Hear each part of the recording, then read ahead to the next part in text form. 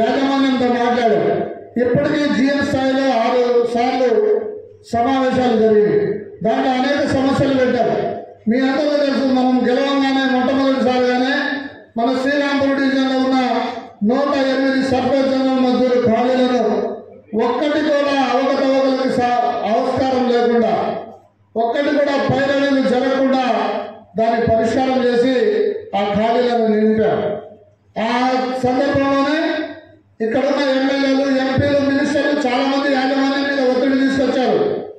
అయినా మన నాయకత్వం సీతారామయ్య గారు, మన జనరల్ సెక్రటరీ గారు ఎట్టి పరిస్థితుల్లో మేము యూనియన్గా ఒప్పుకోము, ఏదైతే సర్కులర్స్ ఉన్నాయో దాని ప్రకారంగా దాన్ని పూర్తి చేయాలి, దాన్ని నింపాలంటే తప్పని పరిస్థితుల్లో ఆ 108 మందిని భర్తీ చేశారు.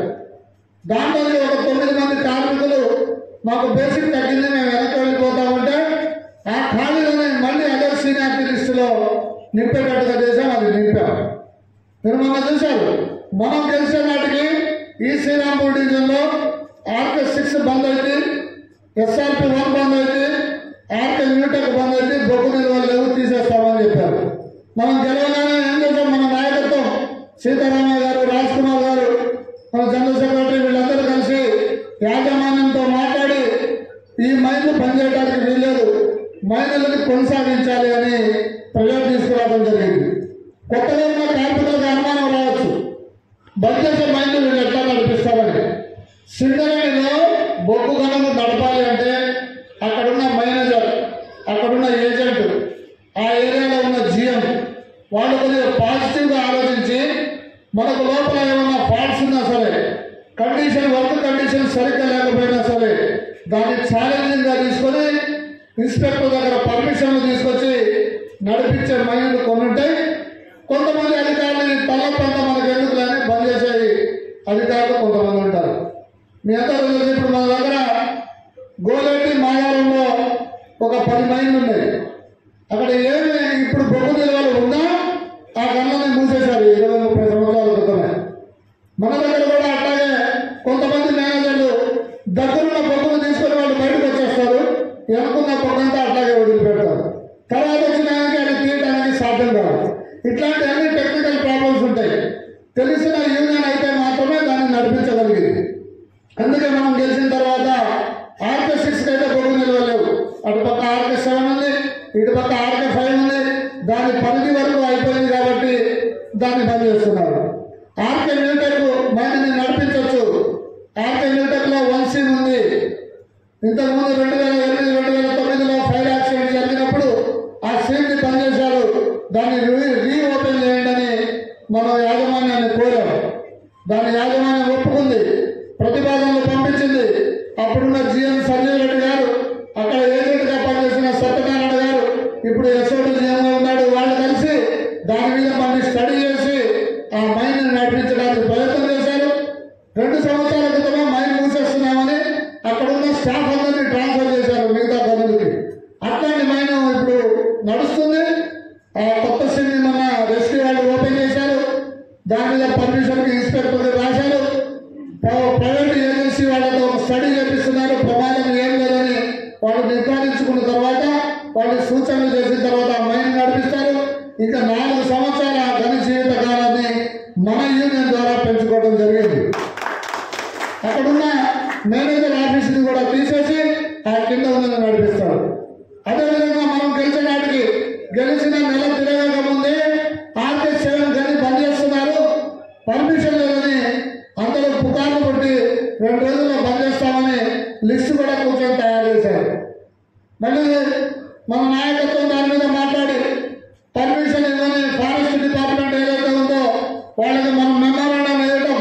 అదే సందర్భంలో మనకు ఆల్ ఇండియా మహాసభలు ఢిల్లీలో నడుస్తుంటే సీతారామయ్య గారు అక్కడ ఉంటే అక్కడున్న కేంద్ర నాయకత్వాన్ని తీసుకెళ్లి మాట్లాడి ఆ పర్మిషన్ ఇప్పించి RK7 కానీ అది కూడా టెంపరీగా ఆగేది, అది కూడా ఆగకుండా కంటిన్యూగా నడిపించేటట్టు చేశాం. ఈరోజు సౌత్ సైడ్ ఓపెన్ చేస్తున్నారు. ఇంకా 10-12 సంవత్సరాలు RK7 గని నడిచింది. అదేవిధంగా SRP1 మీరు కనుక్కోండి, SRP1 గనిని ఈ సంవత్సరం మూసేస్తామని ప్రతిపాదనలు తయారు చేశారు. SRP1 గనిలో ఒక సీమ్ క్లేమ్ ఉన్న సీమ్ 1 సీమ్ ఉంది, అది తీయడానికి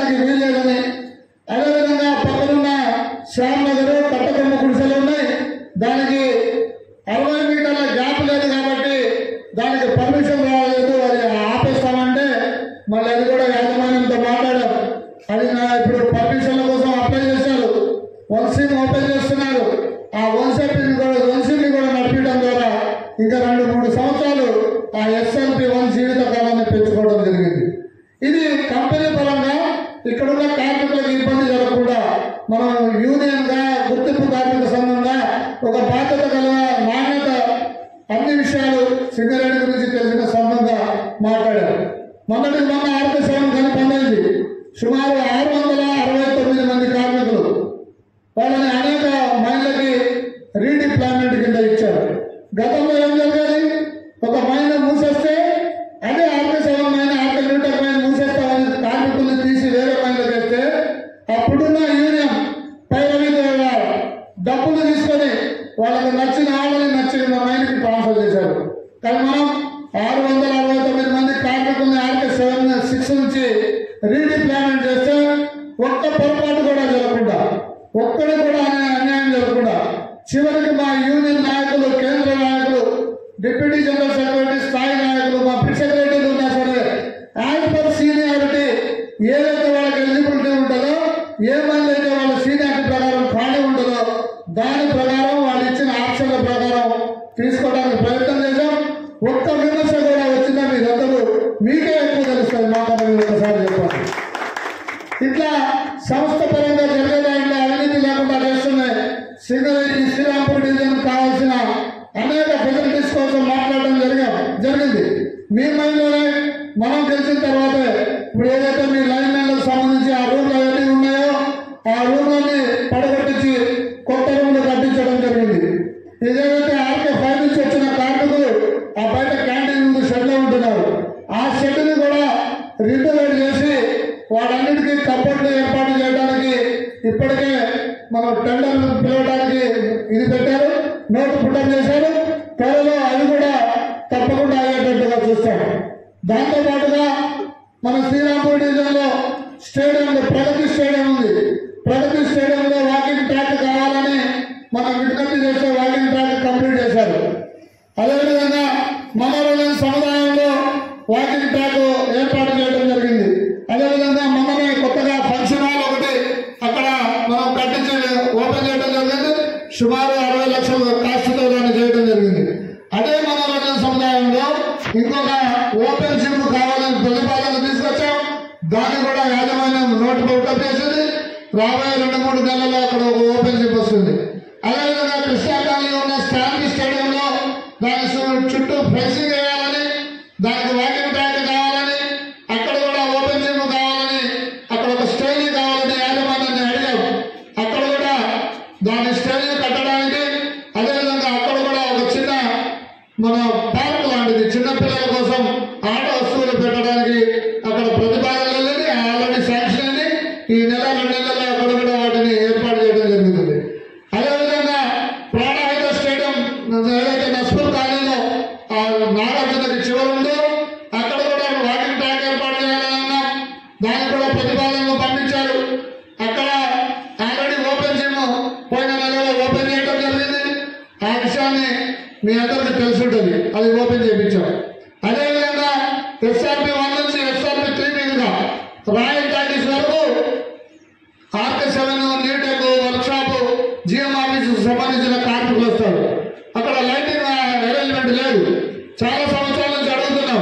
దాని మీద యాజమాన్యంతో మాట్లాడాం. యాజమాన్యంతో మాట్లాడితే యాజమాన్యం అక్కడ లైట్లు మనం పెట్టడానికి వీళ్ళది ఒక పక్క HT లైన్ ఉంది, ఇంకొక పక్క గవర్నమెంట్ లైన్ ఉంది.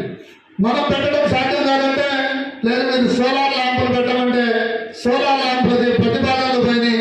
ఆ సోలార్ ల్యాంపులు వస్తే ఈ నెల రోజుల లోపల దాన్ని కూడా అరేంజ్ చేయడం జరిగింది.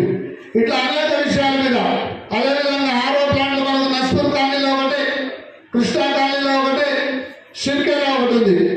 అలాగే కృష్ణా కాలనీలో శ్రీరాంపూర్ కాలనీలో కూడా RO ప్యూరిఫైయింగ్ ప్లాంట్లు కావాలని దాని ప్రతిపాదన తీసుకొచ్చాం. రాబోయే రోజుల్లో అది పెట్టబోతున్నాము. అదేవిధంగా మన శ్రీరాంపూర్ డివిజన్లో సుమారు 18 కోట్ల రూపాయలతో మన కేంద్ర నాయకత్వం మాట్లాడిన తర్వాత మనకు నీళ్ళకి తాగే నీళ్ళకి ఇబ్బంది ఉందని కాబట్టి దాన్ని ఏర్పాటు చేయాలంటే దాన్ని హై డెన్సిటీ ఫిల్టరింగ్ సిస్టమ్ అని ఒకటి పెట్టి మనకు ఏదైతే గెస్ట్ హౌస్కి దగ్గర మనకు ఆ టెంపుల్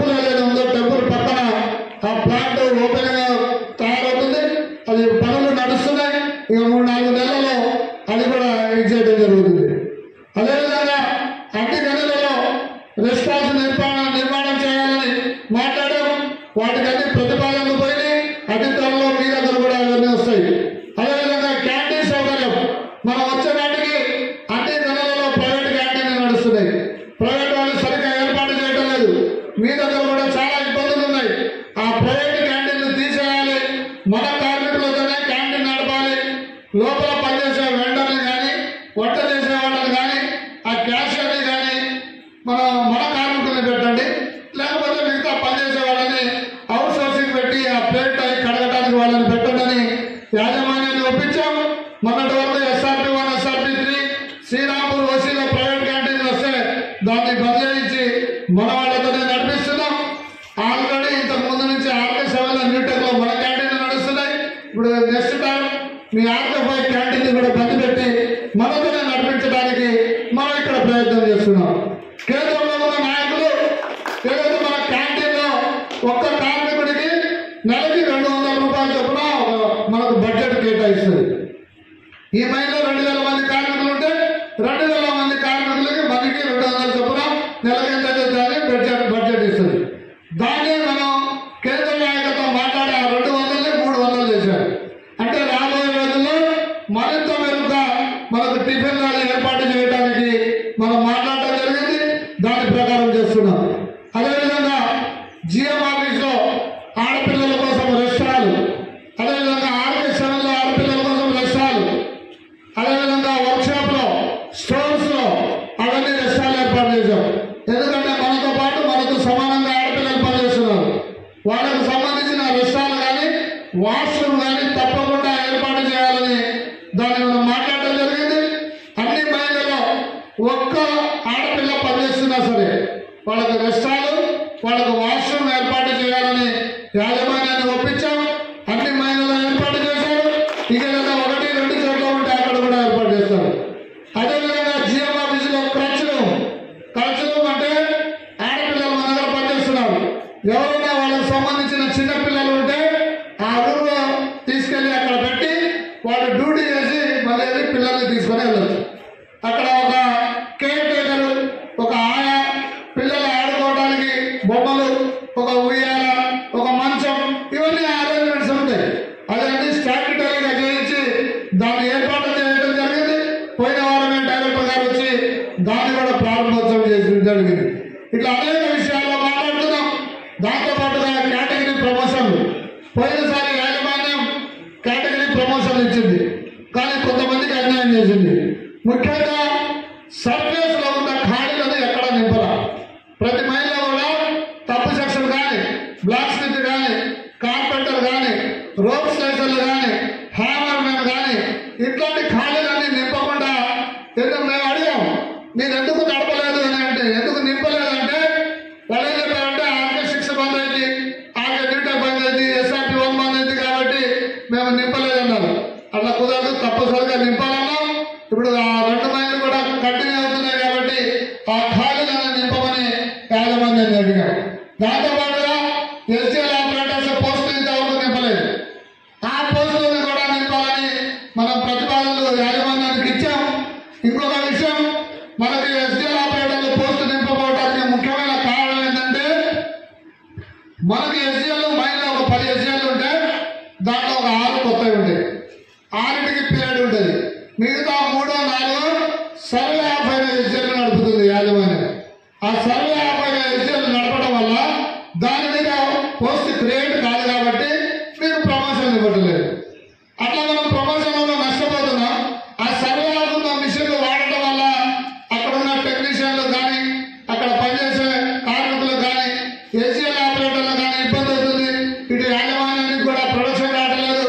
అందుకనే మన ఏదైతే శనివారం రోజు జరిగిన సేఫ్టీ ట్రైపార్టైట్ మీటింగ్ లో ఈ విషయాన్ని మనం మైనింగ్ ఇన్స్పెక్టర్ దృష్టికి కూడా తీసుకెళ్ళాం. సర్వే ఉన్న SGLs అన్నింటినీ తీసేయాలి, అవసరమైతే కొత్త SGLs కొనాలి, మనం ప్రొడక్షన్ తీసేయాలి దాని మీద, కాబట్టి అది ఏర్పాటు చేయాలని అడిగాం. అదేవిధంగా ఇంజనీరింగ్ సెక్షన్ లో పనిచేస్తున్న కార్మికులకు హెల్పర్లు ఇవ్వకుండా ఉండటం వల్ల వాళ్ళ మీద పరిభారం పడుతుంది, దాన్ని నివారించాలని చెప్పాం. అదేవిధంగా కార్మికుల సంఖ్య పనిచేసే దగ్గర తక్కువ ఇస్తున్నారు. బ్యాంకుల్లో 4 ఇచ్చే చోట 3, 3 ఇచ్చే చోట 2 ఇస్తున్నారు. దానివల్ల వాళ్ళ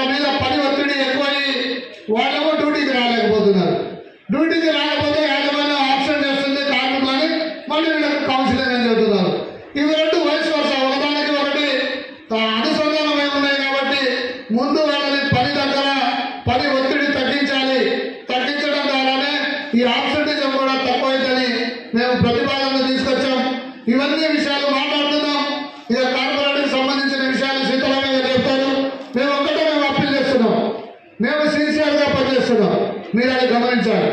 మీ దగ్గర పనిచేసే పిట్ సెక్రటరీ కానీ డివిజన్ స్థాయిలో చేసే మేము కానీ కేంద్ర స్థాయిలో ఉన్న నాయకులు కానీ ఏదైనా పొరపాటు చేస్తే మీరు మమ్మల్ని అడగచ్చు, మమ్మల్ని క్వశ్చన్ చేయవచ్చు. మీరందరూ యూనియన్లో సభ్యులుగా చేరుతారు.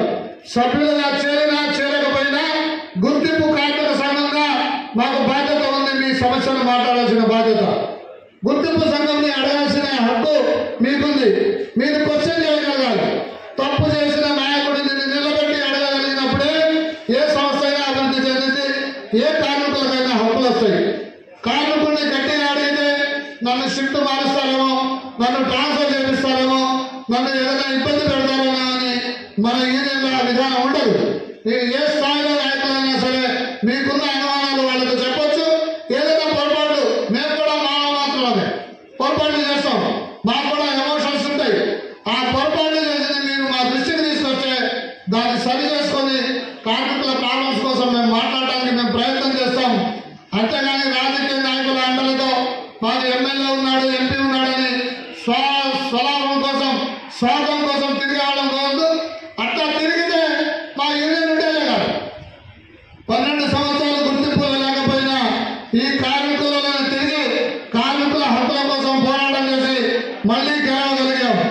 ఇప్పుడు మీకు చెప్తున్న నాయకులు గత 10 సంవత్సరాల క్రితం ఎక్కడున్నారు? ఈ రాష్ట్రంలో కాంగ్రెస్ ప్రభుత్వం వచ్చిన దాకా ఇక్కడ వీళ్ళంతా ఎక్కడ ఉన్నారు? ఏ యూనియన్లో ఉన్నారు? ఏ చెట్టు నీడలో ఉన్నారు? ఈ రోజు వచ్చి మా ప్రభుత్వం ఉందంటున్నారు. రేపు అసెంబ్లీ ఎలక్షన్లు జరిగితే మళ్ళీ బీజేపీనో బీఆర్ఎస్ వస్తే వీళ్ళందరూ ఏమవుతారో ఒకసారి ఆలోచించండి. ఇట్లాంటి వాళ్ళు ప్రారంభ పెట్టే మాటలను మీరు నమ్మకుండా బలంగా పనిచేయడానికి కార్మికుల హక్కుల కోసం పోరాడుతున్న మన యూనియన్ మీరు సపోర్ట్ చేయాలి.